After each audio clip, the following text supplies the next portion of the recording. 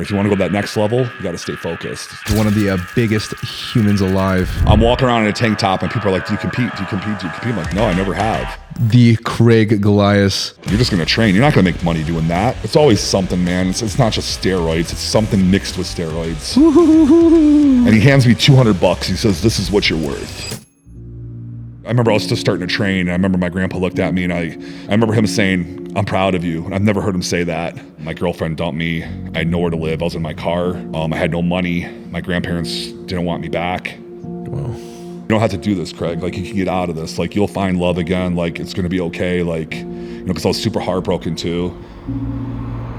I said, bro, if you don't pay me right now, I will destroy you. Whoa! You don't need to go to college now, or you don't need to do this or do that. You can just focus really hard on the training and make a living off that. How many calories do you think you eat a day? Honestly, bro, I gotta be honest with you. Honestly, I did not expect how sick your place would be too. Like, you have a lot going on here. Like, this is literally vibe. This is I got the chandelier too. Yeah, that's crazy, dude. Yeah. This is literally like the most optimal layout that I would dream my place to be like. Especially with all like it's a very clean, like with a white scheme and everything. And yeah. Yeah, super white and gray. And then, you know, there's a lot of black in there. And there's also a lot of black in my main master. I got to show you that still. And yeah, it's definitely a vibe, man, for sure. Kind of had a vision, you know?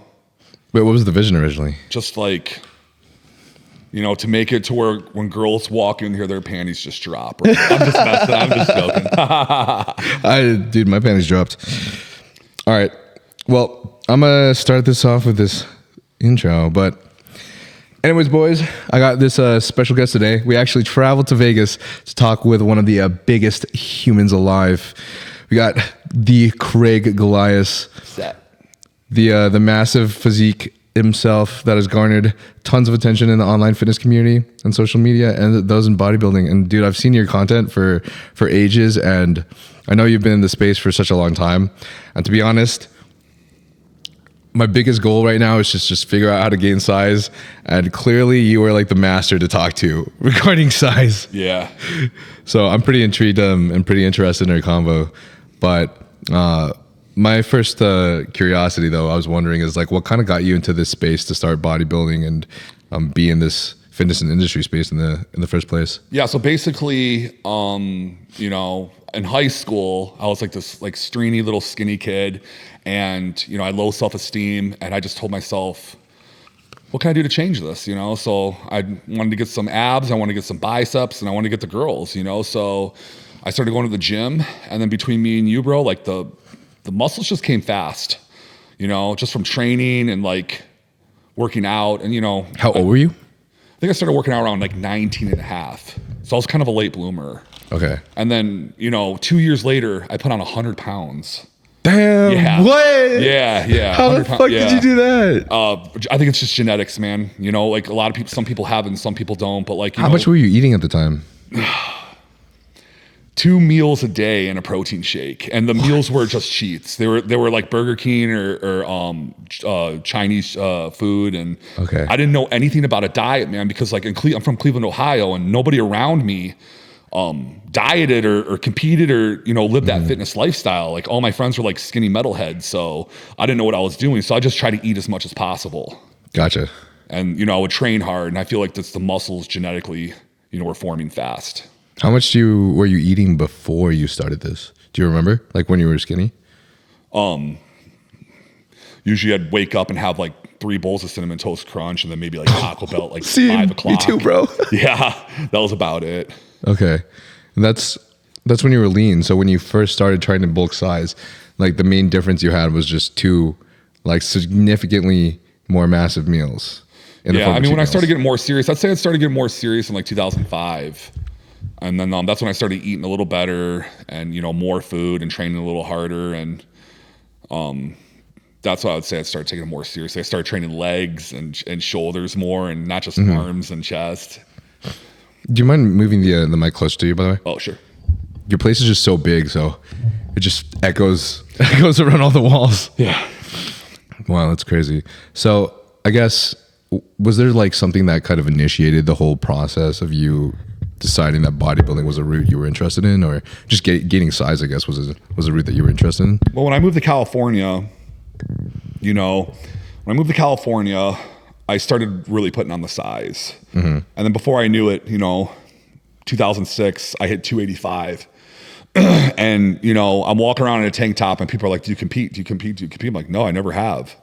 And that's when I decided maybe I should try this competing thing, and that's when I did my first show, the LA, in California. That was 2007. Okay. How was that? It was good. I met Jay Cutler for the first time. He guest posed. Nice. And I won my class. It's pretty cool and really opened up my eyes and it made me really want to compete and do bodybuilding for a living. Damn, so you and Jay have known each other for a minute. Yeah, for a very long time, yeah. How's that relationship? Honestly, since I met Jay, he's always been kind of like a dad. Yeah, I talk to Jay like all the time. He's super, super cool. He's super humble and, he's a really good friend, for sure. Yeah, my friend Dorian loves Jay so much. Since when Dorian first started, when he really got into his last competitions, Jay would like check in with him regularly, like through text, be like, "Hey, are you eating your meals? Are you doing your things? Like, are you doing your cardio? How are you feeling right now?" Like literally everything. Yeah, absolutely. Honestly, I remember the first time I actually met him. It was in the gym in San Diego. I don't know if you've ever been there, TG. I've never been there, but I've been to San Diego, like I said, many times. Yeah. The music. Because your boys are there, right? For the metal band? Yeah, he's based out of San Diego, yeah. Yeah, dude, I saw Jay in TG, walked up to him because I was like starstruck. And bro, he wasn't smiling, just straight dead face. I saw him and I'm like, wow, this guy hates me. He's fucking pissed. So I just go like, hey brother, I like really look up to your legacy. You're just like a huge inspiration. I just want to say like, I really admire everything that you did. And he just looks at me and he looks me down and up and he's like, thank you, brother. It's nice to meet you too. And then just walks away. It's just fucking mad face like the entire time. I'm like, fuck. I go away and I walk away from that encounter. And I'm like, wow, Jay Cutler fucking hates me, bro. He hates me. No, he definitely doesn't. He doesn't hate anybody. I'm sure. When you're that humble, you can't hate anybody, man. No, he doesn't. Yeah, because I met him again at the Young LA, and I've hung out and talked with him a few times afterwards, mostly through Young LA connections. And dude, he's literally the nicest dude I've ever met in my entire life, bro. Yeah, he's so cool. When I when I saw him guest posing at my first show, I was just like, I looked at him and I was just like, I want to get that huge. It's kind of an inspiration for me too, Oh shit. Pose, okay. Yeah. And then, that's when I started like really trying to put on the mass. Yeah. After that. Do you have any like big inspos that like are really kind of initiated that aside from Jay Cutler when you first started? I mean, no, Arnold Schwarzenegger, was always obviously like everyone's, inspiration. But, yeah. I mean, as far as like nowadays, I always looked up to Paul Dillette. I loved his physique. Because we're around the same height and he was really big with a small waist and freaky big arms and legs. I thought that was always the coolest. See, that's like my thing with bodybuilding is like, I always wanted to be like massive, but to keep the waist small, that to me is like true bodybuilding, Yeah, like it is. Keeping it somewhat aesthetic. Yeah. In terms of aesthetics, I think that's something that I've aligned myself with all the time. I think it's fucking amazing though, like being able to gain the amount of mass that our open bodybuilders have is kind of just honestly still out of this world. And still to this day, when I look at like Phil Heath's physique, I can't even comprehend like the amount of perfection it just not only took in his work ethic and what he did, but just straight genetics, man. Like I saw pictures of him back when he was like Nashville too, and it doesn't even make sense. I mean, that's how I feel about Paul Dillette, because can you imagine he's 6'2" and he has that similar structure and freaky mass. Yeah. And he's so much taller, so it's 10 times harder when you're taller. You know what I mean? Like me even being, 6 with shoes, 6'3", 6'2", whatever, I don't know what the hell do you say? But yeah. Being the same height, it's a lot harder. We have longer arms, longer legs. For sure. So we have to work harder. So like to me, that's why when I look at Paul Dillette, I'm like, wow, like, and he's tall. Yeah. And he's that freaky. I agree with this. I think there's always two sides to every coin, right? So my belief is that if you're shorter, it's you're always going to be weaker most of the time. Comparison in terms of your body weight is going to be one of the biggest determining factors aside from your genetics to what your maximum potential and strength is going to be. And so the bigger you are, or the taller you are, the higher you have a potential for strength, but the harder it is to get there because the more you have to eat and the more you just have to carry around your body weight. Versus if you're shorter, vice versa, right? Absolutely. Like it's going to be easier for you to put on weight if you have to eat a lot of calories. But I just don't think I'm ever going to have not even just the strength of Larry Wheels, but I'm probably just never going to have the strength of someone like Chris Bumstead either. Unfortunately, that's the disappointing point. I mean, obviously genetics play a huge role, but if you do the work, anything's possible. I never thought in my life I could hit up almost 360 pounds of muscle like that. I remember when I was dreaming of just hitting 300, I was like, that to me is like a fantasy. Like to be 300 pounds, that's unhuman. And then what happens is you hit 300 and you're like, well, 300 is cool and all, but what about 320? And then you get to 320 and you're like, well, shit, 350, and then you get to 350 and you're like, should we try 400? And then you're just like, then you get, you start going that round and you're like, this is just too much. Bro, I would love to see you at 400. Huh? I would love to see you at 400. Yeah, 360 was my max. 360 so far? Yeah. Okay. What's your next step though? Right now, man, I'm just chilling. I'm chilling. The supplements aren't high. The food isn't anything crazy. The training's pretty hard, but nothing insane, and I chill between, 320, 330. I'm happy around that weight, Okay. Will I ever go back to like 350, 360 crazy shit again? I don't know. But as of right now, no. Okay. I'm just having fun chilling at this weight right now. I remember before the podcast, you were telling me about how in your workout with Dr. Mike that you guys trained a different way than you're used to. Yeah. How do you normally train? Yeah. So normally I train like completely opposite of how they train. I just go in the gym and I kind of move around weight. Okay. Like nothing brutal. Like I don't do I'm not doing 5 plates for chest day or nothing, but like that. But like 1 plate, 2 plate, 3 plate. If I have the energy, I'll go up to 4, so. Jeez. Yeah. Wait, on bench? Yeah. Damn. But I'm also going through an injury. I had a major injury, nerve damage in my right tricep. Lulu, right? Yeah. Can you put her up there? His I don't know dog. why the hell she did that. That was weird. That's not like her. She's so cute though, bro. She does need a cameo in the pod for sure. Lala. No. Hey. His dog is Lala, and she's like literally this small, dude. Literally the size of my hands. Yeah. Little Pomeranian. Stay over there. All right. Where were we? Talking about your injury. Yeah. So I got nerve damage from a shrug injury.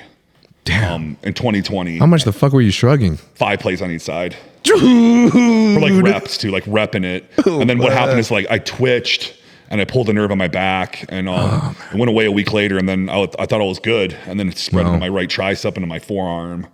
And then I had no feeling for a while and my arm shrank and oh man, I started having panic attacks over it. It was a brutal time in my life. And that honestly, that was like the last time I actually did a bulk. Was like 2020, to believe it or not. Like an actual trying to get big bulk because of the injury. I just never wanted to do it again. Yeah. I wanted to fix my arm. I get that, dude. One of the biggest injuries is I've had a lot of shoulder impingements and like hip flexor issues from benching and squatting incorrectly in college. So both my left and right shoulder, I had like 3 accounts of shoulder impingement in each. Which just kept returning every time I'd like exceed or push myself a little too hard or too heavy on some weight. Yeah. So like there's this one time I was like lifting with I was lifting with Lex Little in Zoo, and this kid lifts a lot, especially as a natural, bro, because he's a power lifter too, right? I'm not a power lifter, I'm a bodybuilder, but I want to lift a lot. That stuff I admire. I mean, that's how I consider myself too, a bodybuilder, not a power lifter. Yeah. But lifting with these powerlifters, man, the ego gets the better of me sometimes. So I was like, what? I want to throw up like 140 for as many reps as I could. And I came down. Sometimes you get that Ronnie Coleman in you. You just want to lift some heavy ass. Exactly, weight. Dude. If I walk in the gym and the pre's kicking in a little harder, I'm like, dude, I'm going to lift some shit today. You know what I mean? Like, some days it hits you. Some days you have it, and the days you don't, you just go moderate. I agree. But I just guess I tried to go down real slow, and unfortunately, I went down slow and fine, but I think my body wasn't used to doing that weight, and maybe I could have done 130 instead of jumping from 120 to 140. Yeah. And just heard a pop, shoulder impingement. When was this?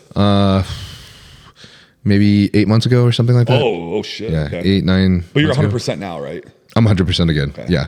I took a lot of BPC and TB 500. Well, I didn't do TB 500, but I've done BPC since then. And I'm not trying to go off subject, man, but peptides, I love peptides. You love peptides? I'm a peptide guy, bro. I promote peptides too. Like, I'm really big on the MK677. Oh, really? Yeah, Why absolutely. MK? Like, I feel like that's what really keeps me lean. You know, because I eat a lot of calories, bro. Okay. I eat a cheat meal every night, you know, and you see I'm still fairly lean, you know. My abs are popping right now. So, you know, I feel like that helps a lot while I eat more higher calories. I agree too. Actually, I had my own experience with MK. Unfortunately for me, though, I felt significant lethargy with MK and a lot of more water weight than I would have. The amount of water weight that I gained was very uncomfortable for me. Yeah. Because I've done Tesamorelin and Ipamorelin. Have you ever done that? I never even heard of them. No, really. What are they? Tesamorelin. Okay, if you Sounds like, like a video game or something. if you like MK, you're gonna like Tesamorelin for sure. Check it out. So Tesamorelin is like a much more common, I'd say, growth hormone secretagogue or peptide that's used with hormone clinics, HRT clinics versus MK. I think Tesamorelin is a lot more widely sold since, you know, MK can, like, I'm sure you know of some of the things where like MK can really increase your blood sugar significantly over some time. So obviously we want to check our blood glucose in the morning and the fasted in the morning regularly. And I've noticed that was an issue for me when I was on MK. And when I do Tesamorelin, it acts in the same way, increases your growth hormone. But the main function is to target belly fat. So help you burn belly fat. Obviously, if we're on a bulk, just like MK, it's going to help us stay lean. Yeah. But I noticed significantly less lethargy than I did on MK. Okay. And then I also, what's the other thing? I haven't really noticed my blood sugar rise as bad as MK either. So I don't know though. That's also my body. Everybody responds super differently. So it might turn out that MK works better for you, but that's my personal experience. Real quick, guys. So while I was looking at the YouTube analytics, I actually saw that 85% of you guys that watch this channel are not subscribed. And I want to ask very little of you guys, but if you enjoy this podcast, if you find value in it, then please do me this one favor and subscribe to the channel, because doing so helps me get bigger and greater guests like the guests you are listening to today. Also, this channel is not sponsored, which means only the companies that I work with, which are Young LA and Huge Supplements, are the companies that can help fund this channel by you guys using the code NILE. So code NILE gives you a discount of 15% off of Young LA, and code NILE also gives you a discount of 10% off of Huge Supplements. And if you decide to purchase anything from any of these companies, it will help immensely for me by using my code. And this way, I can travel to other guests, such as Dr. Mike Israetel next week, and also upgrade in equipment to make this podcast bigger and better for you guys. Yeah, it's always worked really good for me, man. I've always been a satisfied customer, you know, increases my appetite somewhat. You know, it's up and down with that. Oh, that's for sure for MK the best though, for sure. The ghrelin with MK, dude, that shit's crazy, bro. I'm so hungry. I never have an appetite. Like, oh man, dude, every meal's a chore, you know? I mean, you saw me eating. You saw it. It took a while. Yeah. That was just a little pussy ass meal, you know? How many calories do you think you eat a day? I don't count my calories. I count my carbohydrates, my fats, and my protein. Oh, well, yeah, like, I mean, as of right now, it's basically the same thing. As of right now, just I'm gonna maintain. I'm not trying to grow. I would say I eat 4 meals. 4 meals, first 3, 100 carbs, and then the last is like 200 carbs.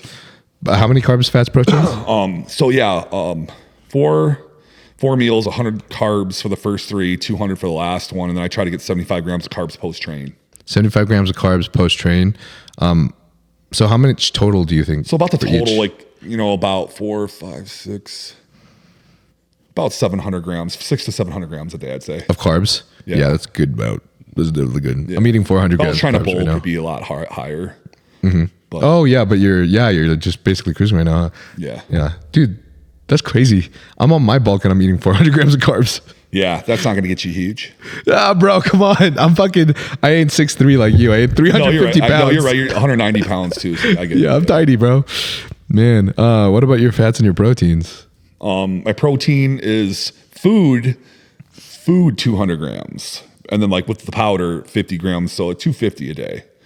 250 grams of protein. I'm not a big protein guy, man. I am not a big protein guy. I mean, I should be eating like 350 grams of protein, you know. If you're 350 pounds. I've never been a protein guy, you know. Gotcha. I mean, that's kind of amazing to see though, that you clearly responded so well, even with such, you know, lower relative to other bodybuilders protein levels. So yeah.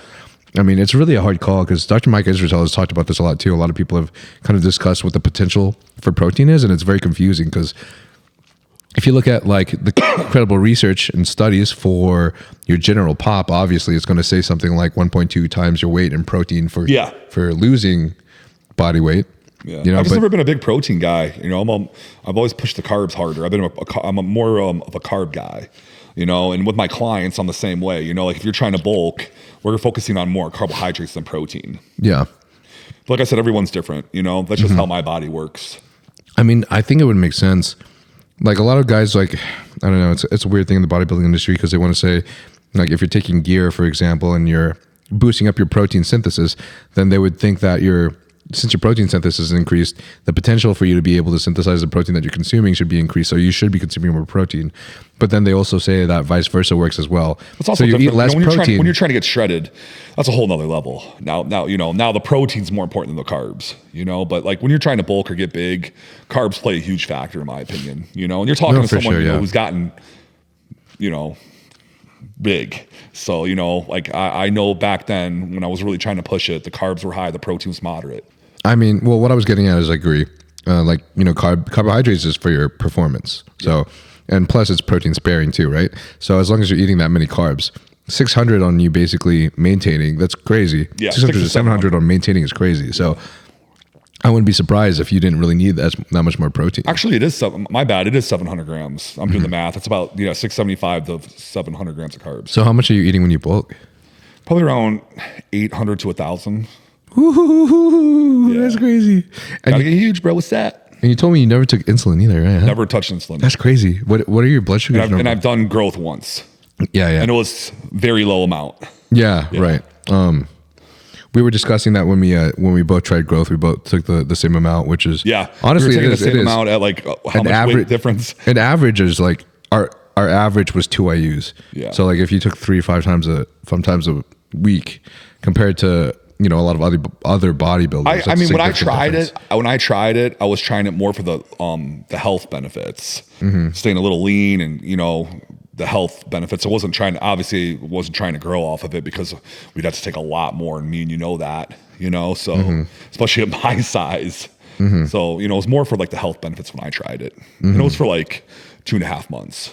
I think my perspective is like I want to like limit how much I take of it as well for the sake of the growth of everything, organomegaly, and then also I don't really want my head and my hands to get bigger. Yeah, but I don't even think you soft need tissue. it. I don't. But honestly, I think HGH is super. I think it's overrated. Unless you're like the top IFBB league. I do think there's a big benefit to synthesizing it along with PEDs, even if it's just a small amount though, because I think. I'm just trying to say if you're on a budget, like I would save your money and go more towards the real stuff, the actual stuff, than HGH. Yeah, for sure. Especially if it's pharmaceutical grade. Yeah, that's just really fucking expensive. Yeah. But I do feel like because when I checked my levels before I ever took anything related to growth hormone or growth hormone secretagogues, I noticed that my growth hormone levels were always at the very bottom of the reference range, which would replicate that of old men. And I'm not really sure why. It's just how my body tends to work. Yeah. My buddy Nathan was the total opposite. His growth hormone levels were close to 300 or around 300s. Mine was like 100 to sometimes 150. And that's kind of concerning for someone my age. And I would wonder, is that because my estrogen is low? That's a potential factor. But even when I would try to make sure my estrogen was in range, it wouldn't really help the growth hormone increase so much. So me jumping on growth hormone secretagogues, or even taking, say, 2 IUs on average every day or 3 IUs 5 times a week, has brought my growth hormone levels to at least 300. And I think it's made a significant difference in me staying lean and probably keeping the muscle mass I've gained, on my cycle. So, but anything more than that, like I agree, I think is definitely overkill, and I would hate to see it contribute to a gain in my waist size for sure. Yeah, you don't want. That's the scariest part. Yeah, that's like big bellies and wide waist. I mean, that's not bodybuilding. Even if you're trying to do what I'm doing, you know what I mean? Yeah. That's just I've never been. Even when I was like 360, man, I felt like my waist was still legit. I mean, for a guy that size, like, Bro, you had a crazy V taper. You still do. Yeah, You're crazy. yeah. Like I always try to control that, and I think that's because I never ate a crazy amount of food, and I didn't take insulin and growth. You know, I feel like that's why I kept it somewhat in check when I was at that massive weight. Have you ever seen like your blood sugar levels rise like higher than you would want them? Or do you know like what levels they normally sit at? When I get my blood work, I just have professionals look at it and have them tell me everything. Okay, gotcha. You know? And I'm just like, am I healthy, bro? You're healthy. You're not healthy. Okay. So what do we gotta do to change this? But honestly, every time I do blood work, it's pretty good every time. A lot of people get shocked when they hear that, but like one time my kidneys could have been a little better. And at that time I was really abusing caffeine. I was having like 3 scoops of pre-workout a day and like 2 energy drinks too. I was like going nuts on the caffeine. I didn't know like really affect your kidneys back then, but ever since then, I chill out like a scoop of pre-workout and maybe an energy drink like 2 times a week now, Gotcha. So ever since I've done that, my kidneys have been fine. That's pretty awesome, dude. Some people definitely just have the genetics for being able to take it, honestly. That's what she said? But honestly, when you showed me your picture of you natural, like, dude, that fucking blew my mind, bro. That blew the shit out of my mind. Like, I see a lot of my friends and a lot of people that at least they claim natural, and I believe a lot of them, honestly, especially from. I don't understand why you need to lie. Like, what's the point? Right. It makes no sense to me. We're not going to judge you, like whether you take pets or not. Like, it doesn't make any sense to me. Like, what's the point? I understand some people's like dark reasoning for lying. I can see if you had a industry. contract or something like you have to stay natural. Here's your contract. Like, then I kind of get it, but like. Well, at the same time, like let's like. Thinking about football, thinking about any sports where PEDs are prevalent, cheating is going to be a prevalent thing. If people want to be in the top, I can understand the concept of cheating. And in the industry, in the fitness industry, I mean, that's the easiest way to do it, right? Is to be a fake natty. So I think that's why people I think that has been a common occurrence. But to be honest, though, I'm starting to believe more and more that the physiques that look unnatural are just natural, and a lot of people just actually look really crazy, but people really underestimate it because you can add steroids to a physique and it can add maybe 100 pounds or something, but there has to be some kind of base, and some of these people are fucking monsters, man. Like Phil Heath, dude, without a doubt, he looked fucking crazy when he was natural. You just have those genetics. So just because those genetics exist, I just don't see why you should believe like, I know Josh Manoy looks fucking insane. I know Shizzy looks fucking insane, but like, who? My boy Shizzy. Oh, okay. Yeah, have you ever heard of Shizzy? Shizzy lifts? No. Maybe I'm sure I've seen him. You know how it is. Like, I'm not good with names, but I've seen a lot of these guys. I'm sure you've seen him too. He's a more recent occurrence in the fitness industry, and he popped off a lot. Okay. So he's actually my top podcast. It was a really good one because he has a very deep story. But is he trying to get huge? Or? Oh, he's trying to get huge. All right, then he's my boy. But he's totally natural and he looks fucking crazy, man. He's fucking like, I think he's your height maybe. Not nearly as heavy as you are, of course, but fucking crazy arms, and people just constantly accuse him of being a fake natty. And it's kind of hard to see because like, he is my friend, so I don't want to be biased, but I can totally see how he can be natural, and he just worked out really hard. Like, he's basically 28 years old, so he's had like years and years. And he didn't just start lifting when he was 21. He returned to lifting committed when he was like about early 20s. But he's been doing sports his entire childhood, and that builds a big foundation. Yeah, a lot more than people realize. Did you do a lot of sports when you were a kid? No, I was in music. I was in metal bands. Oh yeah, that's so fucking sick. Yeah, yeah. So you moshed. Yeah, I was in the mosh pit. Like I was on stage playing. Like, music was my life. That's so sick, dude. Yeah, I was not in sports at all. I was like the metalhead in high school. The skater, the metalhead. Yeah, I was not the jock. I didn't play football. I didn't date the cheerleader. I don't have that story, bro. But you do now, though. Huh? But you do now, though. I do. Date all the cheerleaders. Yeah, I like the cheerleaders now. My boy Roman and I were actually just talking about how we would love to see you in a mosh pit. I wouldn't want to be in there, bro. So the last time I was in a mosh pit, right, was 2010. I was dieting for a show, so I was about 290, and I was wearing a gray tank top. I remember this. I want to say the concert was Winds of Plague.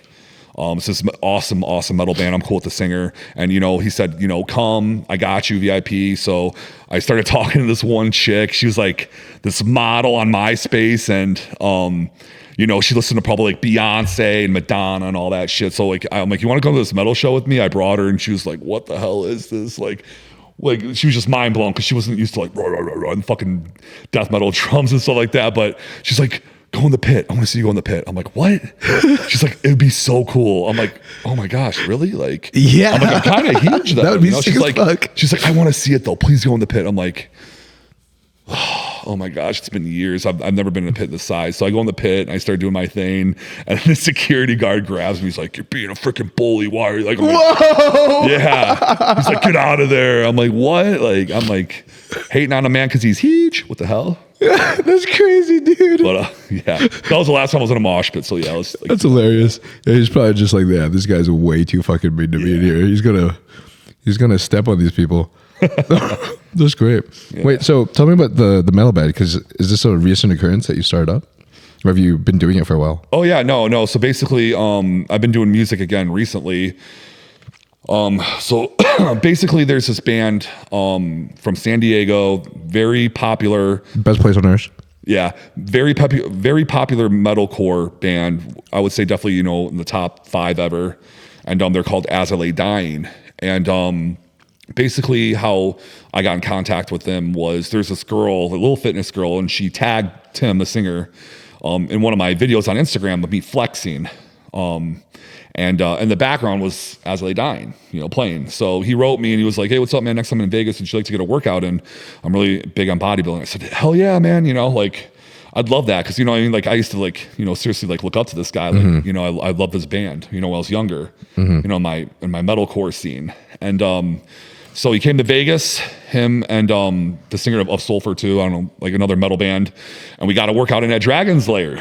And then, we became buddies, and then he invited me over his house in San Diego for Christmas. And we went in his studio, and I told him I used to do vocals in metal bands, and I started giving him some screams, and he's like, dude, you're really brutal. Your screams are as brutal as your maths. Whoa. Yeah, so basically, he's like, we should do some music. And I'm like, I'd love that. So he's like, I need to write some new Austrian Death Machine songs. So, which is a side project he has, for those of you who don't know.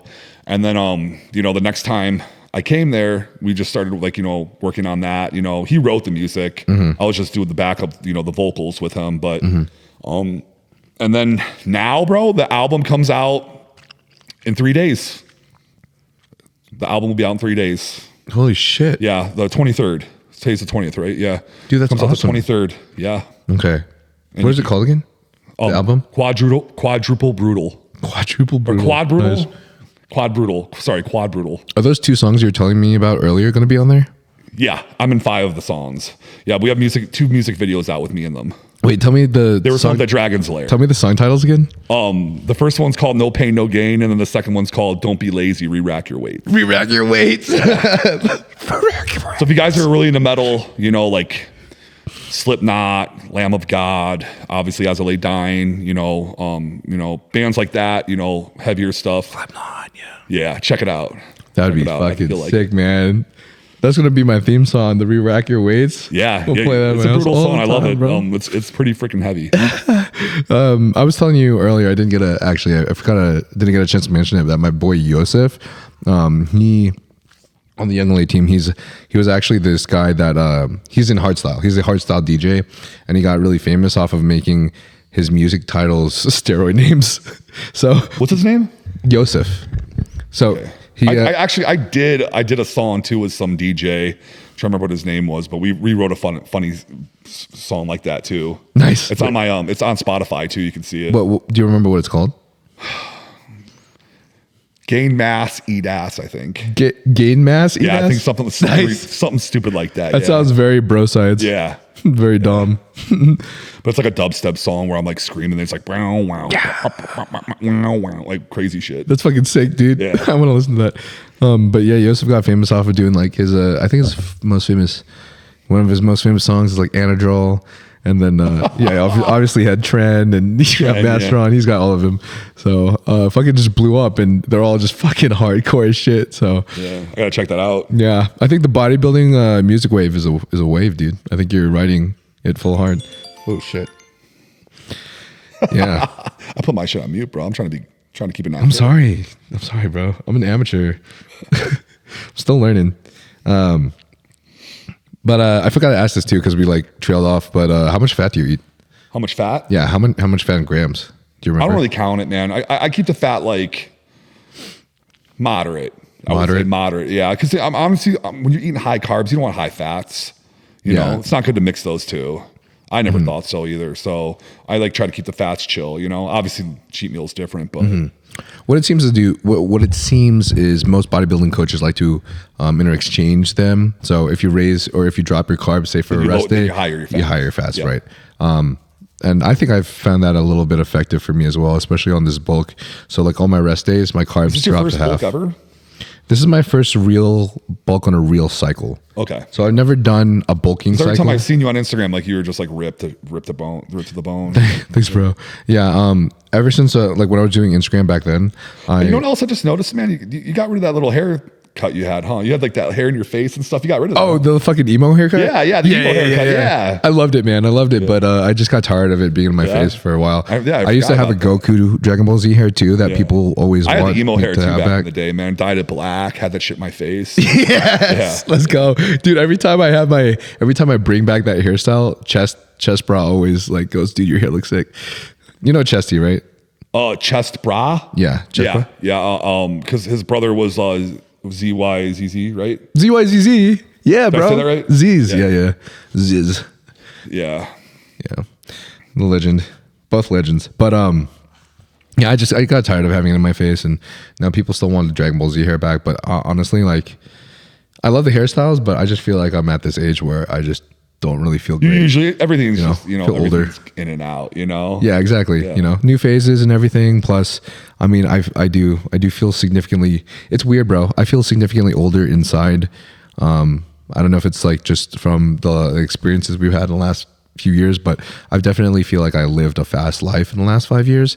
Like my perspective on a lot of things has changed, including like honestly just dating, like just like you were talking about with me earlier about like the raves I used to go to and people I used to bring to these raves and festivals and events and stuff. I just like now I'm at a place where I like all I can think about is like if I meet a girl is just like, does she meet the qualities of a mother that I would want for my children? And could I see myself like, you know, right now, bro, by you saying that, you're on a great path right now, bro, because I'm telling you right now, man, you know, even me, like the last couple of years, man, just chasing girls and stuff like that. And, you know, I'm just like, I told myself like in 2024, this new year, I'm done with that shit, bro. No shit. I'm just so done. If it falls in my hands, that's fine. But like, I am done chasing. I'm just focusing right now on building my brand again, you know, and just getting content and, you know, like building the business back, you know, making the paper, you know what I mean? Like, because you know how it is, man, like these women, man, they can really get to, like, as us bodybuilders, they can really mess with our heads. Yep. You know? For sure. So I'm just like, I'm entrepreneur status now. Let's go. You know? I feel this, dude. Like, I'm in the same wave. Just what you said, man. Like, because I've seen your videos, like at the raves, chasing the girls and stuff like that. Bro, we've all done that. I was doing that fucking last year, you know? So like, you know what I mean? Like, I feel so good right now, just not worrying about women and just focusing on me and building my brand, bro. You know, I've accomplished a lot. You see my home and my cars, and I'm bro, you have. Yeah, I'm very grateful for what I have, man. And I'm just like, but I want more. You know, and you got to stay focused if you want more. If you want to go to that next level, you got to stay focused. You know, you got to build the brand even harder, and that's what I want to do this year. Facts. No, I truly agree with that. This might be a little personal question. You don't have to answer this at all. I'm not answering it. Go ahead. But is there like, say like 3 to 5 things that come up in your mind first whenever you think of like the qualities you would want in a partner in the future? A female? Yeah. Like any partner, you know, wife. I would love for her to have her goals, man. That's such a beautiful thing when a girl is just beautiful and smart and she has a career and, you know, she has something she wants to do, you know, just doesn't sit around spreading her legs or looking for sugar daddies, like, you know, which is really big out here. But, you know, I mean, like a girl with like a drive, that wants to like, you know, like get somewhere in life and make something happen. That to me is like, that's huge for me. I think that's you sexy. know, looking for my next partner. You know what I mean? Like a girl that has like a drive and ambition, and, right? You know, wants to do something with her life. I think that's super important to me right now. I agree. It's weird because I know more often than not, it's the girls that look for that in the guys. Yeah. You know, the, what is it called? Brain farting. But I do find that really, really attractive though, whenever I find a girl that has like a dream or at least some kind of passion for the future, you know, rather than they're just like living on a day-to-day basis. Just how what am I doing? Just waiting for a guy to come by. How cool is it like when you're on the gram, right? You see a girl and she's got like the smoking body, whether she competes or she just does it for her health or to look good. And then you see her in like a nursing outfit or something. You're just like, wow, this girl looks like that.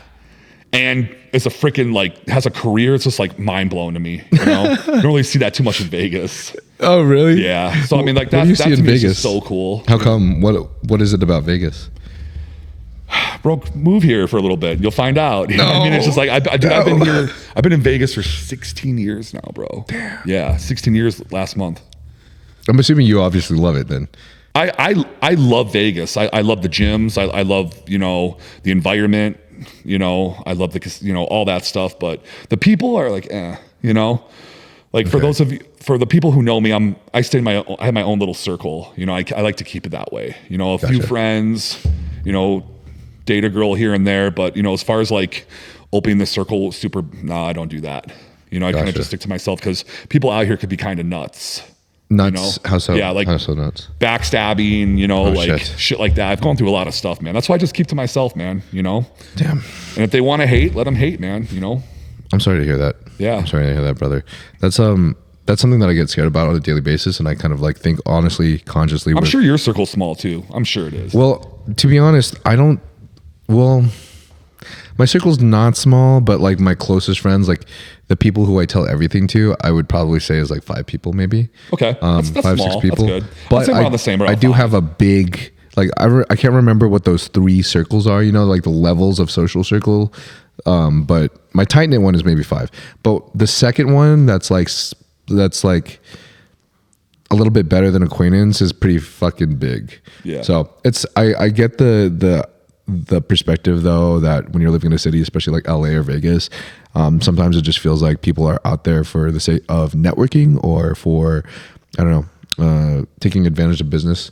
And it can be a little bit hard because you like to feel like some kind of authentic interaction with the people that you're connecting with, right? Yeah. And it's hard to really detect out there, especially if someone knows what your status is or what you're doing. So it does make it difficult, but to be honest, I kind of just try to keep hope up. And I think my biggest perspective, honestly, is like the last thing I want to do is give that energy off to somebody else too. Like having a podcast and having guests on, what I've realized is like people will not, like people can collab with you, but no one will fucking follow you if your content's great. So what I've realized just being in LA and being around these people is like, I honestly don't care who I collab with or guest with. What's been more fulfilling to me is being able to say like, dude, I fucking became really good friends with Sean, which is Shizzy, and like honestly the relationship we had has been a lot more fulfilling for me than any kind of content we could create.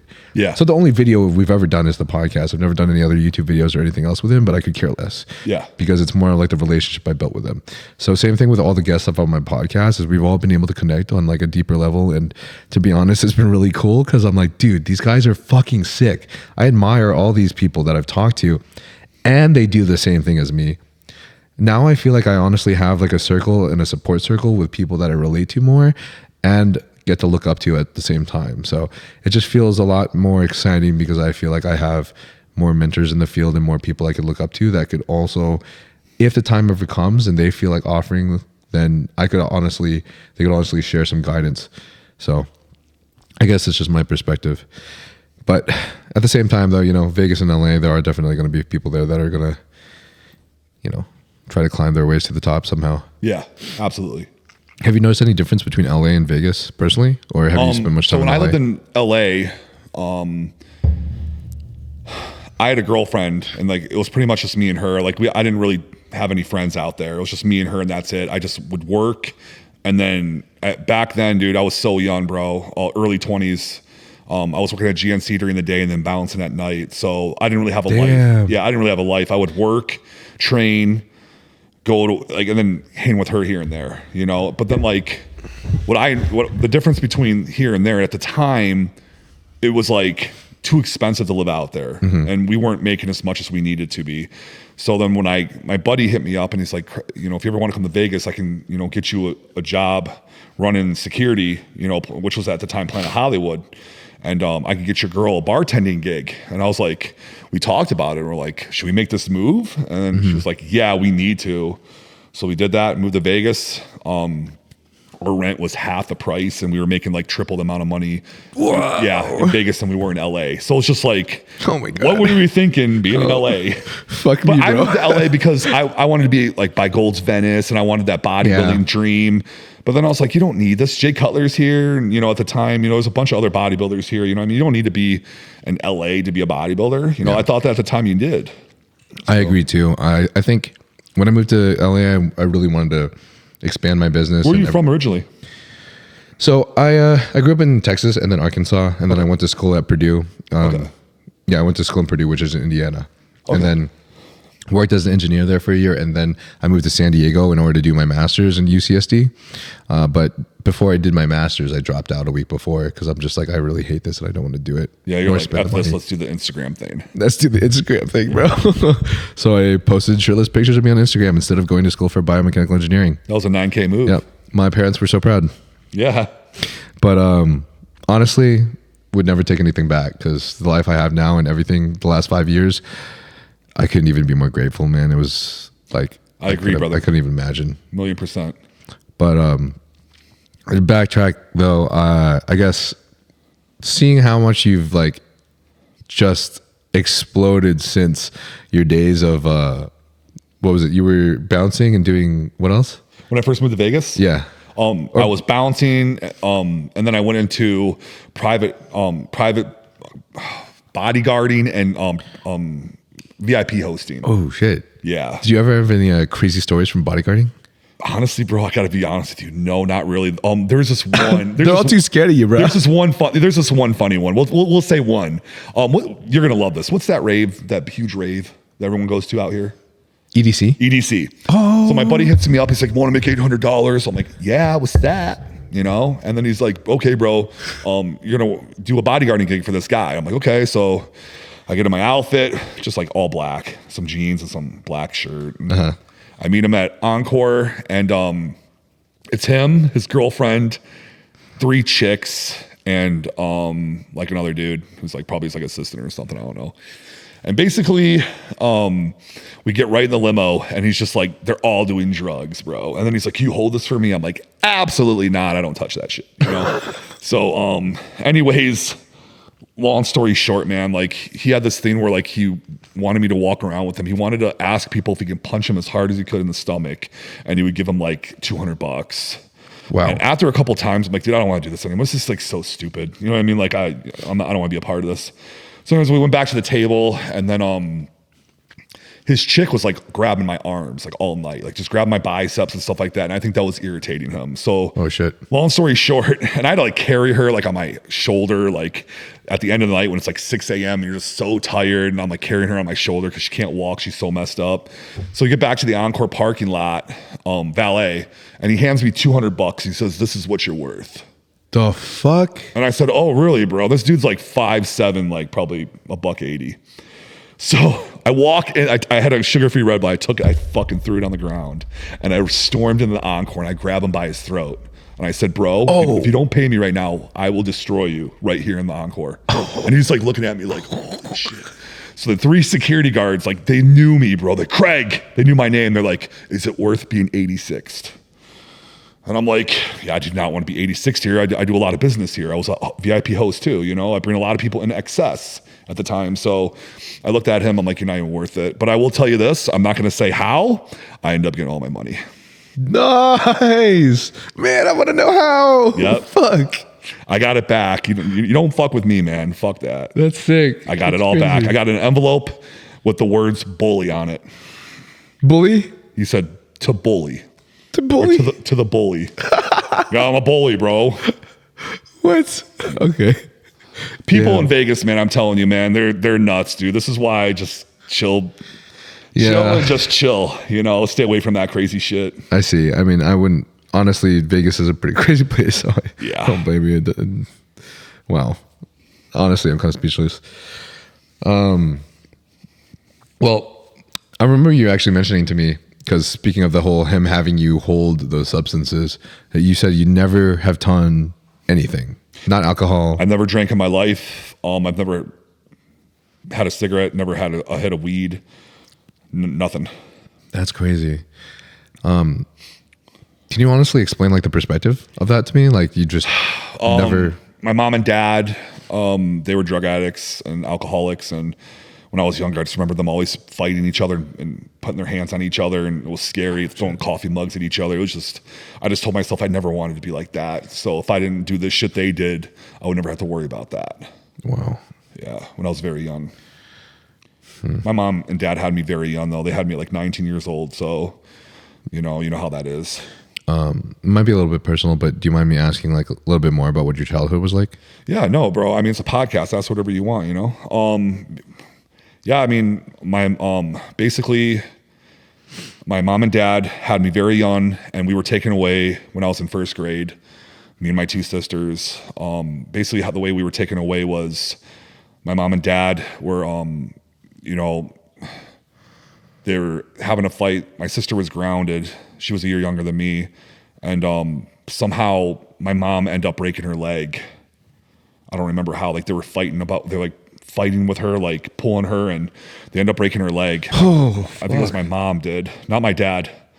And then the police came, and then they just said, "You can't have these kids anymore." So they're gonna put us in a foster care. Me and my two sisters, and then my grandparents were just like, "We can't have that." So my grandparents raised me my whole life, from first grade to 12th.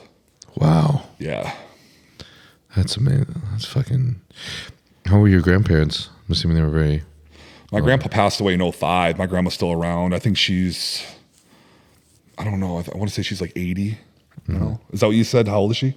No, I said, how are your parents? How are your grandparents? Oh, how are my grandparents? Yeah, how were they? Yeah. My grandpa passed away in 2005. And then, was it 2005 or 2004? 2003? It was 2003, I'm sorry. 2003 he passed away. And my grandma's still around. So this was before your bodybuilding journey? Yes. Okay. Honestly, I remember I was just starting to train, and I remember my grandpa looked at me, and I showed him my physique a little bit. I'm like, I was just really ripped. Really ripped, but not big at all. Just because I was just getting like into training. Yeah. I remember him saying, "I'm proud of you." And I've never heard him say that. Your grandpa? Yeah. Wow. This is like right before Holy he passed. crap. And it really stuck with me. And that could have been a fire too, to keep on going with the fitness, to hear him say, "Craig, I'm proud of you."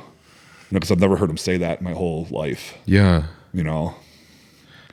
That's powerful, dude. I think it's something that we kind of overlook a lot of the times, but because I myself have felt, I've never truly felt like very much concern for, I guess, what my parents thought about me, because we didn't have the best exchanges when I was a kid. And I think maybe potentially through being anxiously avoidant, but I think I felt pretty trapped, so I think I just ran away from it, both physically and emotionally. So I think as of recently, maybe like a year ago, 2 years ago, my dad said the same thing. He said that he's proud of me, and I've never heard that from either him or my mom. And It's a great feeling. It's an unbelievable. They look feeling. at us, usually a mother and a father, they'll look at you, at their son or daughter, and they want the best for you. They want you to be financially successful, and they want you to be happy. And, so they think college. Yeah. So when you tell them, I'm just going to train, they just like, you're just going to train. You're not going to make money doing that, But nowadays, you have platforms like Instagram and all this stuff, and where you can make good money just, displaying your personality and your physique. Times have changed, and they don't realize that. You know what I mean? So it's honestly an awesome thing to know that, like, you don't need to go to college now, or you don't need to do this or do that. You can just focus really hard on the training, build your following, build a foundation, and make a living off that. Yeah. It's like a dream for us. Like me and you, this is a dream. We love training. That's what we love to do. We love to wake up and go to the gym and move weight, eat food, get huge, get shredded, whatever you're trying to do. That's what we love to do. And if we can make a living off of that and that's all we focus on, we're technically in heaven. Yeah, that's why I always try to tell myself gift. to be really grateful. You know what I mean? That like I can do this for a living. You know, I don't compete. You know, like back in the day, you had to compete. You know, those days are over, brother. Mm-hmm. You know, we can just focus on, you know, building your name, building mine. We just build our names and, you know, we just push it and keep on going and just see how far you can get. If you were in bodybuilding or at least doing this and this didn't work out, what do you think you would be doing? As far as like, am I still huge or am I like am I big? I don't think you can't be huge, bro. Like, what do you mean? Like if I like give me an example of exactly what you mean by that.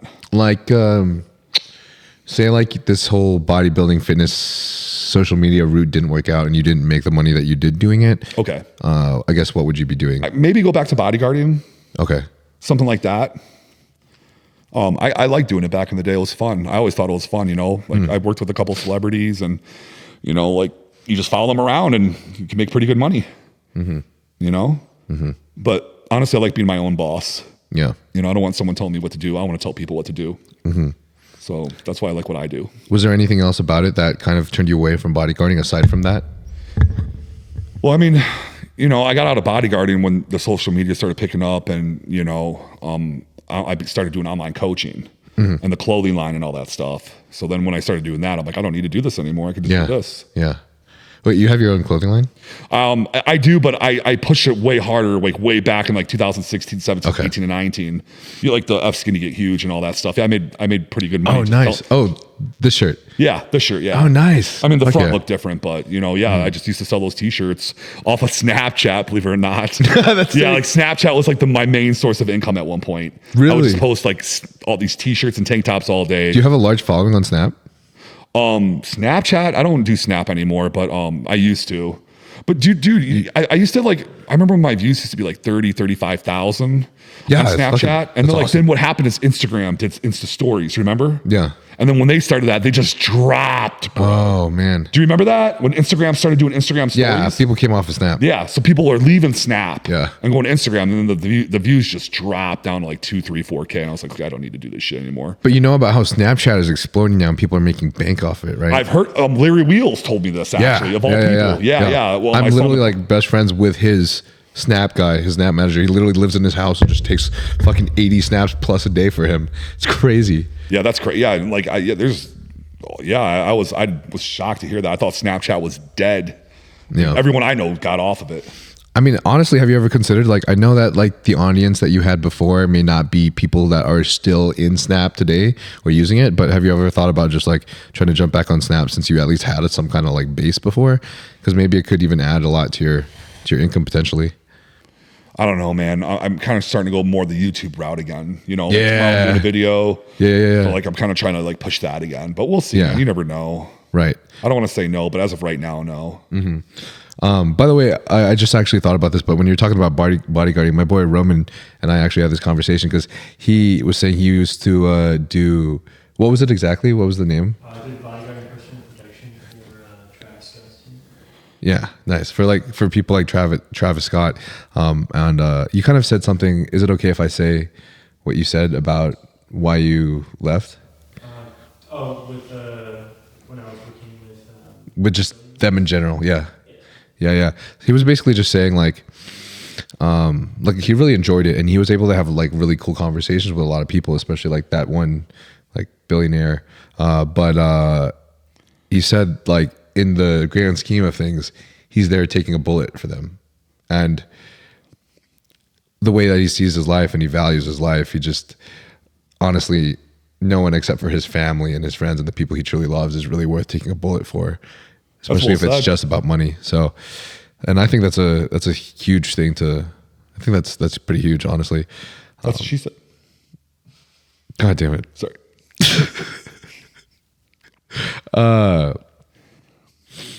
Whatever. Anyways, so dude, what's the move back to YouTube? Because I know that you used to do like a ton of crazy YouTube videos before, right? Like you go up to people. I did. Like I said, going back to the kind of the conversation we were talking about earlier, I started doing all these YouTube videos, and then I started getting like lazy and chasing girls and blah, blah, blah. And When did you start doing the YouTube videos? a year ago.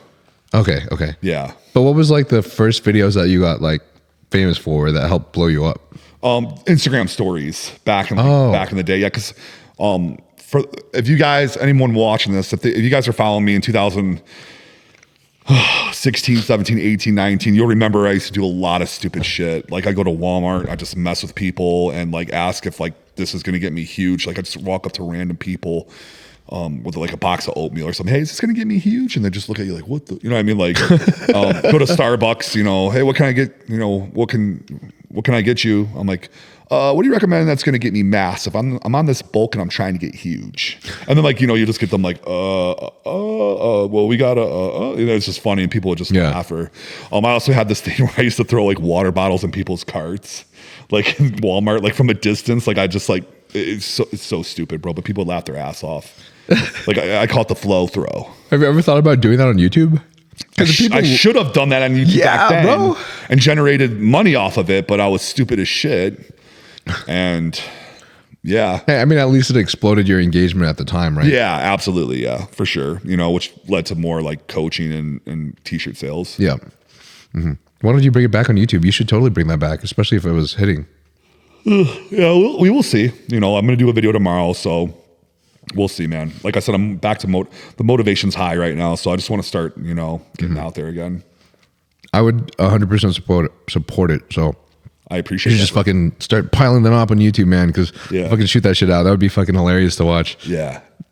If you feel like any of the medications that we spoke about today may benefit you, such as BPC 157, GH secretagogues such as Tesamorelin, IGF-1, oxandrolone troche, semaglutide, then you can obtain these from Transcend HRT, and the link for that will be in the bio. If you feel like you're experiencing symptoms of low testosterone, such as depression, anxiety, lack of motivation, as well as lack of sex drive, then you can get this checked out as well by getting your blood work done at Transcend, and they will provide you expert medical analysis. Transcend HRT has worked with many professional bodybuilders and pro athletes, such as Thor Bjornsson, Phil Heath, and Jeremy Buendia. And if you feel like this podcast has any relevancy to you, I do believe that this clinic will provide of great benefit to you as well. It's kind of a random question because I kind of saw a picture. Did you ever have what was your like relationship with Rich Piana? Were you guys ever close? Oh, wow. Okay. So me and Rich, basically I'll fast forward to this part with Rich, but so I'm training legs at the gym and I get a phone call and I open my phone and it says Rich Piana. And this is the first time we talked. I'm just telling you the story of the last time we talked. Mm-hmm. And I see it says Rich Piana. I go, what's that? You know, he goes, what's up, big man? He's like, what are you doing right now? I'm like, I'm just finishing legs. He's like, you want to come grab me and my people? I want to go to dinner. I want to talk business with you. And I'm thinking, what is this going to be about? Like, is he want to ask me to join 5%? I had no clue. So I said, yeah, bro, I'll come pick you up right now. Where are you at? So he's at the gym. So I went and picked him up. I was with my ex-girlfriend at the time. We went and picked him up. It was him, his girl, and then Aaron Reed. You know Aaron Reed? Tall bodybuilder, really tall. I can't remember what he looks like. Really tall bodybuilder. So anyways, we go pick him up and we go to this nice restaurant on the Strip. And I'm like, what's this about? You know, and then he just said, Craig, I want to do a video with you, a YouTube video. I want to call it Monsters Exist. And I want it to blow up. I want it to be the most viral video I ever did. I'm like, whoa. Monsters Exist. Yeah. I'm like, he's like, me and you are the biggest guys in the game right now. I was like, when I heard that, I was like, whoa, he's saying I'm one of the biggest guys. So You are. I was like, that's so sick. I was like around 350 at that time. So I was like super big. He was 270, but he was like, you know, shredded. And he says, do you want to do this video? I said, are we going to do it in Vegas or LA? He's like, it's up to you. I'll come to you or you can come to me. I said, Rich, I am so in. I am ready for this. Give me 2 months. I want to go nuts. I wanted to like, between me and you, man, I wanted to like up the shit. Like I wanted to take stuff I've never taken. I wanted to go all out. I wanted to, like Olympia status, bro. Like I'm getting ready for the Olympia, bro. Like I'm like, give me 2 months. I'm gonna prep for the Olympia. You know, like so. I was just like, I'm gonna do this right. Yeah, I'm 350, but like I wanted to get diced and freaky and. You know, veins everywhere. I want veins in my fucking forehead. Like, I don't know, man. I just wanted to go nuts. So I said, give me 8 weeks and we'll do this video. So like, I was going to start the next day. And then, bro, like 4 or 5 days later, he passed away. And I was just like, are you freaking kidding me right now? That's crazy. And then Dallas passed away like within 2 days of that. And then my dog died within that. That was just the worst week ever. I was losing my mind. I'm like, my dog, Dallas, Rich. And then what do you think happens in my comments? You're next, Craig. You're next. You're next. Oh my God, dude. I'm like, they're coming for you. You're the next big man. I'm like, dude, this is crazy, dude. I'm like, that's the type of shit you say. Like, I'm just like, but yeah, man, I was a wreck over that, man. I was so depressed, dude. Like, That's, I remember a fan made me this picture, and I cried my eyes out. It was like literally heaven with Rich right here, Dallas right here, and then my dog like right in the middle, and like Holy heaven's shit. gates. And I remember I just bawled my eyes out. that's crazy, man.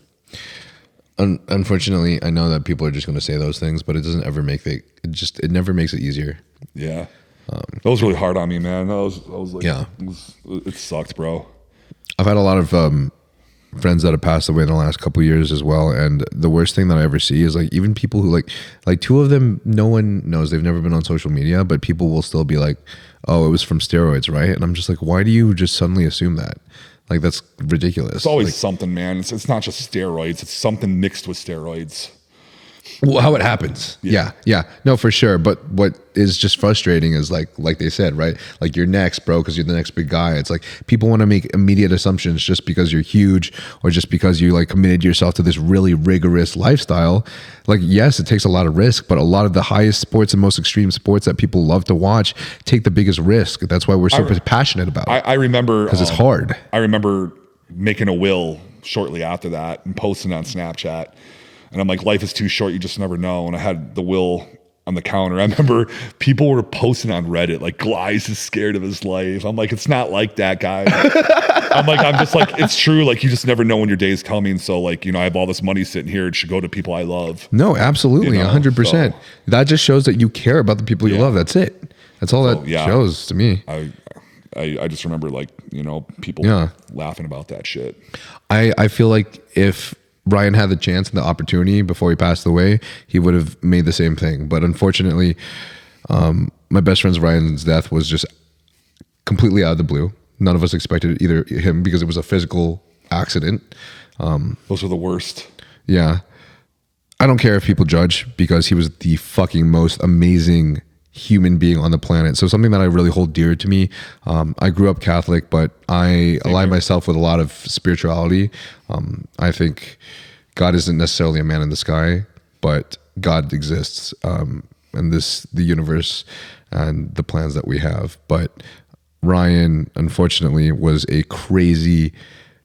The man just really just emulated Christ consciousness, where on a daily basis, everything he did was for the sake of other people, for the sake of love and for the sake of other people.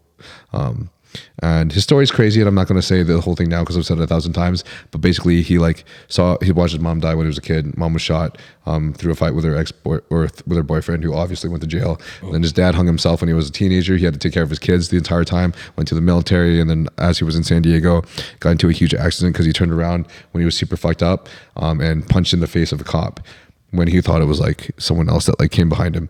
So went to jail and had to deal with a bunch of things in jail. But during jail, he was such a good guy that the fire department actually asked him to work for them. And so he went around saving lives as a firefighter while he was in jail. And then one time he actually saved this kid's life who shot himself in the head, missed his brain, right in the ground. I think this was a case maybe. So he came in, called an ambulance, saved the kid's life. Kid ended up being the son of the head of the police department. So Ryan gets a call in jail, and the guy's like, hey, Ryan, he had like years left. And he was like, hey, Ryan, you'll be out in 6 months. And Ryan just broke down to the ground and just crying. And this kid, like, one of the best human beings I've ever met in my entire life, literally went out of his way to do things for people. Like one day, he literally just, one of our friends' doorknob broke, not even telling the person. He went to Home Depot, got a new doorknob, went to their house, and then fixed it for them out of just the goodness of his heart. And then he passed away because he had so much fun, just like us. He did a double backflip off of a 2-story building on the 4th of July. So we didn't expect it. Into a pool? Into a pool. And he missed the pool? he didn't miss the pool, but his head hit the bottom of the pool first. And unfortunately, it was just kind of the perfect angle and force to break his neck. Oh, man. Under the pool. So what was I getting at? I know for a fact that Ryan would have done the same things, but we don't expect these things to happen. So one of the things I hold dear to myself is not just holding every morning with gratitude for the things I have, but also expecting that it is true that we could pass away at any time. So if I have the opportunity to love the people that I love and tell them that I love them, or I have the opportunity to show some gratitude for the people that I care about, I think it's very important that I remind myself to take that advantage as I can. Same thing as like writing a will. It's something that I think is very important for me to do as well, just so that whatever I have can go to the people that I love. Loss is super hard, man. I lost my mother, I lost my grandfather, I lost my sister. I've lost a lot of people in my family. So that's another thing that pushes me to get, to be strong and just keep on going and building and building and building, make them proud, because I know what it's like I lost a lot of family, and then I didn't have a dad till recently. I brought him back into my life like a year ago. Wow. So I kind of realized I'm laying in bed one day and I'm like, I literally have just my sister and my grandma, my other sister and my grandma. That's my only family. But my dad's still alive, And I called him. I called him like a year ago, and he's just like, Craig, and I'm like, hey. And he started crying. He's like, why are you calling me? I'm like, I'm just like, I'm sorry, Wow. And I wanted to bring him back in my life because like I was just like, it just sucks having no family. And I'm like, I was just sorry for ignoring you for like the last like 15 years, but I was just mad and holding a grudge because he didn't raise me. But I should understand he was 19 when he had me and he was still a kid himself, so it feels good. He's back in my life and, we text a lot and, I got to see him when I went back and visit Cleveland last June. And, it was the first time seeing him in a long time. I did a huge Instagram post on it, touched a lot of people's hearts. I wrote an awesome caption saying how like, I know mom would be proud of us right now, rekindling and, it's just beautiful, I'm glad he's back in my life. Wow. That's really cool to hear though. I think that the forgiveness is immense and it's something that I'm sure that he can't even express his thanks for. I have never spoken about this and I think it's still private information, but I do feel kind of connected in a way that I would love to share. But I've recently experienced a case where I feel very close to like the potential options and not the potential options, but I guess the potential routes that fatherhood could take. And I've been thinking like, hypothetically, do you think a kid might resent his parents if they were adopted? Like, I feel like it's hard to tell because in your case, it was completely different, right? You knew your mom and your dad before your grandparents took a hold of you.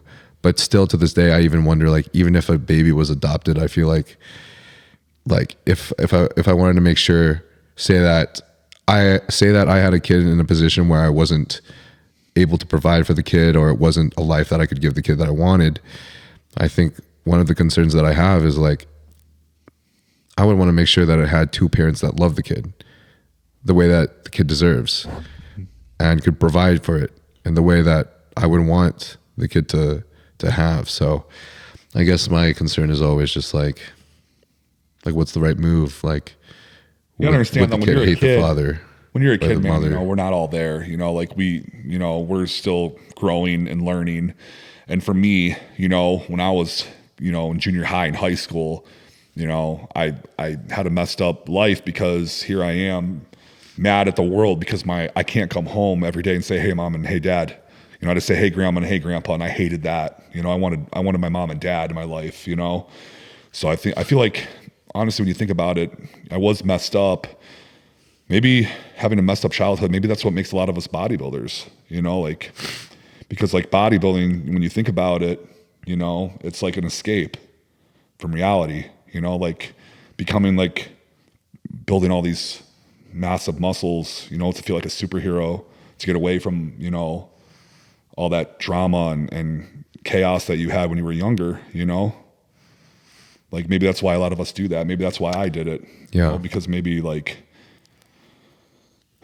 was just like I was just needing something new in my life to take my mind off that. And I feel like fitness did kind of save me, you know, like it saved my life. I could say the same, and it's such a cliche thing. It sounds like such a cliche thing to say, but I think bodybuilding has actually truly saved a lot of our lives. And I think you're pretty on point there. I've actually never really spoken about this and stuff at Instagram Live a few times, but there was a time in my life when I was like 19 and a half, actually, where I almost took my life. I just didn't have anything. I felt like I had to go, you know, like my girlfriend dumped me. I had nowhere to live. I was in my car. I had no money. My grandparents didn't want me back. You know, they wouldn't let me back. They wouldn't let me move back in. I just had nowhere to go, and I was scared. I'm like, well, I got to leave. I got to get out of here, and the only way is to take my life. And so basically, you know, I wrote a note. I went to a park. I couldn't even afford a gun or nothing, so I got a knife.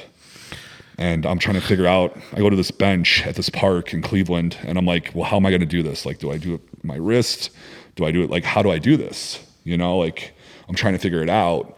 And then what happened is I see this couple, and they're like, you know, his arms around her, and I'm looking at them, and I start crying. I'm like, you don't have to do this, Craig. Like, you can get out of this. Like, you'll find love again. Like, it's going to be okay. Like, you know, because I was super heartbroken too. You know what I mean? I was really young. I was scared, you know? Yeah.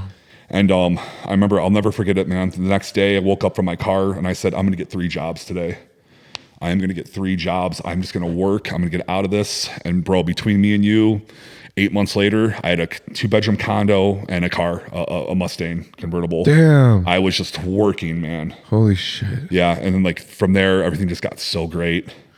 And I ended up moving to California like 6 months after that. Everything just got good, you know, or sorry, a year later, my bad. But like everything, like it just comes to show, like, you know, when you're in a bad place, it's just a temporary situation. Yeah. You know, you can get out of it. Right. You just got to like believe, you know? That's a powerful story, dude. Yeah. That's awesome. I want people to know that too.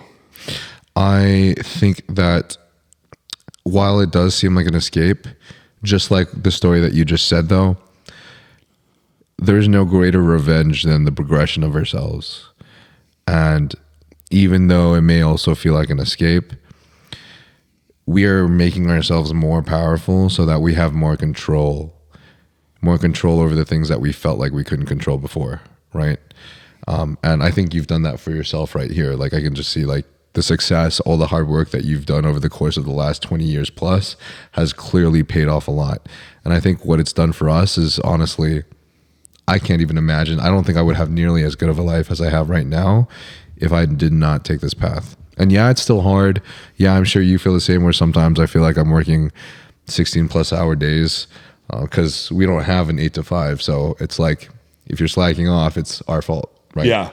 But and that's how I felt like I've been like last year, you know, but we all go through struggles, and I'm just grateful. Like, I went to Olympia, you know, this last year, and I had such a good time, and it really opened up my eyes. And I really feel like it motivated me to want to start putting out content. You know, like, it was just such a great experience, man, meeting all the followers. And I did a collab with that Indio guy. We got 10 million views. Just like, you know, I'm front stage at the Olympia, the show, the night show, and I'm just like right there, and like you could smell the Pro-Tan. I'm so close. Jay and Ronnie are right here. I'm just like, Kai Green's behind me. Like, that's sick. That sounded really wrong, by the way. That sounded really wrong. But yeah, it was just an epic trip, and I came back home, and I'm like, I want to keep this going, dude. Yeah. You know, and like now I'm just like back at it, man. It feels so great. You know, super motivated for like the first time in a year. Fuck yeah, dude. Yeah. We're ready to see the comeback. Hell yeah, man. Let's go. All right. Are you down to check out these Q&As? Let's do it. Yeah. You don't have to answer this specifically, because I also agree that, especially when it comes to like specifics, like it's honestly kind of unnecessary to speak about dosages sometimes, because like I say this all the time on podcasts. I was thinking most of the questions were like, how much test, bro? How much tren? There's definitely a few like that. But I always say this all the time, because people kind of forget this truth in comparison, that there's people that are prescribed 100 milligrams of TRT, and there's people who are prescribed 200 milligrams of TRT. Yeah. So technically, who's not to say that someone who takes 500 grams of test could react the same way as someone who takes a fucking gram of test, right? So whenever someone's saying a cycle, when I'm doing TRT, I do 250. Okay, yeah, but like, you know, whenever I just think that it's like kind of wrong for people to assume that someone is always lying, because it's really hard to tell. You know, you never really know because everyone responds so differently. But I mean, just in regards of compounds, this guy asked, Immortal Trey asks, what's your best and worst cycle? And honestly, I mean, I think it would just be valuable information to even just know like the worst cycle. What do you like not recommend people do? Worst cycle? I've honestly always stuck with the basics, to be honest with you, man. I've never tried anything like out of the ordinary, you know? What do you consider out of the ordinary? Like, I don't know, like I've always just stuck with like the basics, you know, like test, EQ, DECA, stuff like that. Yeah, those are like, definitely the basics. That's usually like my compounds if I go to anything. But like, I did notice when I did use Masterone the last time around, I got way leaner than usual, you know? Okay, nice. It was like the first time I used it too. Do you feel like leaner in terms of body fat or mostly just dryness? Both. Yeah. Yeah. Nice. Huh, that's cool. What are your thoughts on Primo? Is Primo also part of that? Never taken it in my Really? life. Never in my life. Primo's I heard. I mean, I've been thinking about it. I've heard really good things, like it's easier on the body and stuff like that. It's probably side effect wise and blood work wise probably the safest compound. Yeah. So yeah, that's maybe I'll my look favorite. into that next time. Let's see. Melv Tristan asked, why does he act so mysterious? Mysterious? Yeah. Mysterious how? Oh shit. Paja asks, the hell? This is crazy, bro. Loathing asks, how big are your poops? How big are my boobs? Your poops. Oh wow. Probably because you're just so massive. Very normal, I would say. Very normal. Yeah. I would expect the same. Parker asks, favorite cheat meal? Subway. Subway. Why Subway?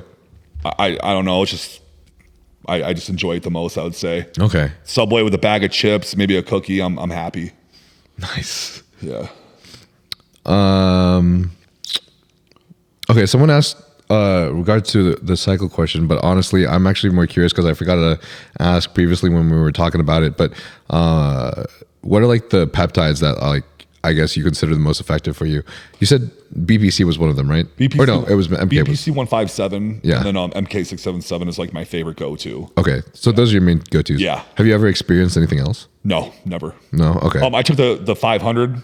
You know, when I had my injury. Oh, TB 500. Yeah, when I had my injury, but that's it. Just when I had my injury. Did you feel like you noticed like any increased progression of recovery? Yes, Yeah. I really do think peptides are the way right now. I like them. Okay. A lot. Nice. I push all my clients and followers to get on them. So I personally have never noticed the increased speed of recovery, but I think that's because I never had anything to really compare to in the past.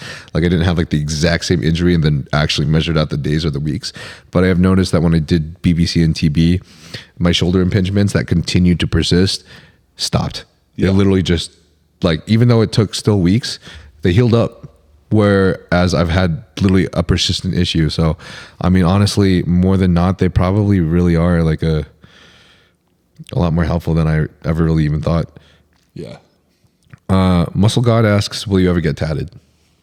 You know, I debated about maybe possibly getting my forearm into my hand. I really like that look, but I just chicken out every time I think about it, but I thought about it. Bro, the forearm on the hand, bro? Oh, yeah, you got it too? Let me see. Yeah. Yeah, you got it. Yeah, I like that. That's a good look. Like even C-Bum got that right now, right? Doesn't he? I think he does. He has a forearm for sure. Oh, not the hand. Yeah, he has a forearm, and then Dino has his hand and fingers. Okay. Yeah. I like that look. Dino's tats are pretty sick. I fuck with Dino's. I fuck with Dino's everything, honestly. I would do anything to have his like physique and his shape. I'm more of a C-Bum guy. You're more of a C-Bum guy? Yeah, he's like the one I follow as far as classic. Okay, nice. Yeah. Is there anything about C-Bum's physique that you prefer over Dino's? Ramon's? I'm all C-Bum, man. It's just like when he steps on stage, everyone else disappears to me. Like most, like he's just complete, brother. Yeah. Yeah, and then he's got that stash. That is, you can't. Oh, bro. You know what's crazy is like he does the stash, and then the next thing you know, he had like 50 people in the gym with stashes. Like he like brought this whole thing out. Yeah, that's so sick.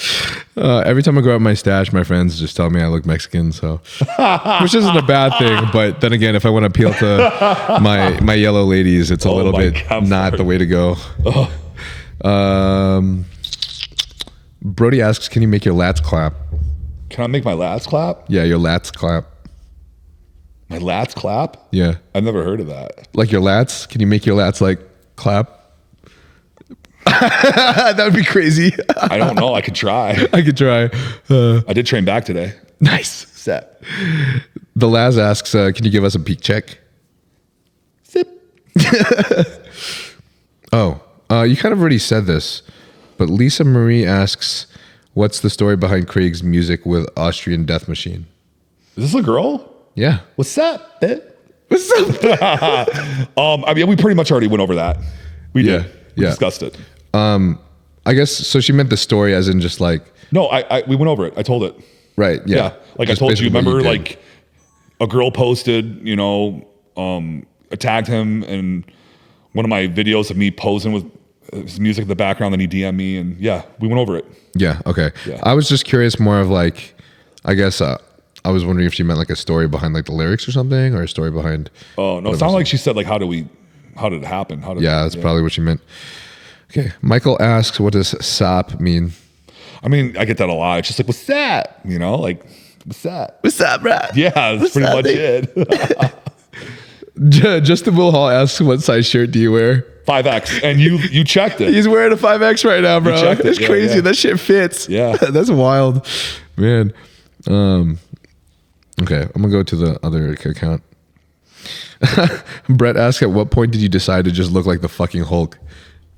I think it was when Generation Iron in 2016 claimed me the biggest freak like in bodybuilding, and I was just like, that's insane. I was like so mind blown from that I just told myself like, I'm not really even going hard. Let's go hard, and like let's take it to another level. And that's when I went to 350, 360. Like that's when I was like really trying, and like that's when I really wanted to go like nuts mode.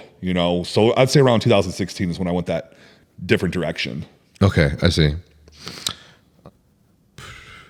Mick Addison asks, what are your long-term goals? And he said as if like in a very, very long term, considering that your current size may not be sustainable. We could ask that, I never really thought about that, man. Maybe get into real estate a little bit or like stocks. I don't know, like, maybe something outside of bodybuilding. Yeah. I get that. Honestly, I love doing a lot of research, and I think that's part of like showing in how I really enjoy podcasting. I feel like I learn a lot from my conversations with people. So sometimes I realize, man, like I love bodybuilding so much, but especially during bulking season, like it just fucking drains the mental capacity out of me. Like I feel like bulking can be harder than cutting, huh? Like when you think about it, like always bloated, always force feeding. Like at least when you're shredding, like you're eating a lot less calories. You're not as bloated, Right. Yeah. But I mean, you're doing your first bulk right now. I've done probably like 100 bulks. I mean, bulk was like my life forever. I mean, I've bulked a fuck ton, but this is my first bulk that I've run with like a serious bulking cycle. Oh, okay. Because like now I'm like, basically I've been bulking for my pro debut, which is going to be in August roughly. So, the goal is like to be on the Olympia stage. So the people there are really, really big, which is why I'm like, man, I'm still like a good, like, I'll probably be at least 15 pounds under the classic physique weight cap, and then probably at least a minimum of 5 pounds under the men's. Are you going to do classic? 10. I've been training for classic, but the thing is like, we really want to see how I step on stage this year, and I kind of haven't done any kind of prep in a long time. So I think it would also be valuable for me to, since I've always been passionate about men's physique, also step on stage first in men's physique where I still have like a better advantage in terms of my body weight, rather than going to classic where everyone's you can work your way up. Absolutely. Yeah. So plus my coach gave me the comparison with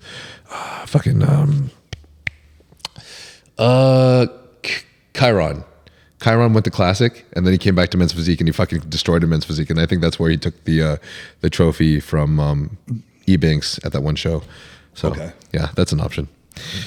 Yeah. There's one more question, but I don't remember what it is. So I think that's about it. All right. Yeah. Oh yeah. Justin asks, like worst side effects from gear. So like, is there any, I guess, compound that you've ever felt like was the worst one you've taken, or like one that you wouldn't want to do again? I know I haven't taken trend like like from it. Oh my Lord, I can't even tell you how long it's been. It's been so long. I just hated how, like, honestly, how it made my drive so high. I hated that. Your sex drive? Yeah. So I'd be in the gym and I'd be like looking at every chick and I'd be like, what's that, boo? And I just didn't like that, bro. I didn't like that, bro. So like that for me was, I would say, trend. Okay. Gotcha. But it did make me vascular as shit. That was kind of cool. That's fucking funny.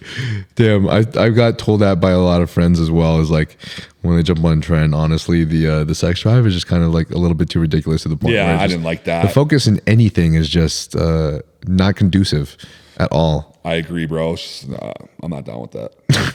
Cool. All right, that's all the questions, bro. Thank you for coming on the podcast. That was fucking awesome. That was really, really dope. And honestly, thank you for welcoming us into your house, because not only is this a fucking awesome house, but this was an awesome podcast. So I mean, that's agree. where can everybody find you? Instagram, Craig Golias. Hit me up. Craig Golias, the Goliath. Follow this guy on Instagram. This guy is fucking amazing and fucking huge. And honestly, he's hilarious and has a lot of great information spread. So follow Craig. And also, if you guys want to support the podcast, as you know already, I've said this 1,000 times, but you can support us by rating us 5-star at Apple Podcasts, Spotify, or anywhere you find your podcast. And then also subscribing to the YouTube channel with the bell button, because that's what allows us to get bigger and greater guests like Craig today. And that's about it, boys. Thanks for coming on, bro. Thank you. It was awesome. All right, peace. Set.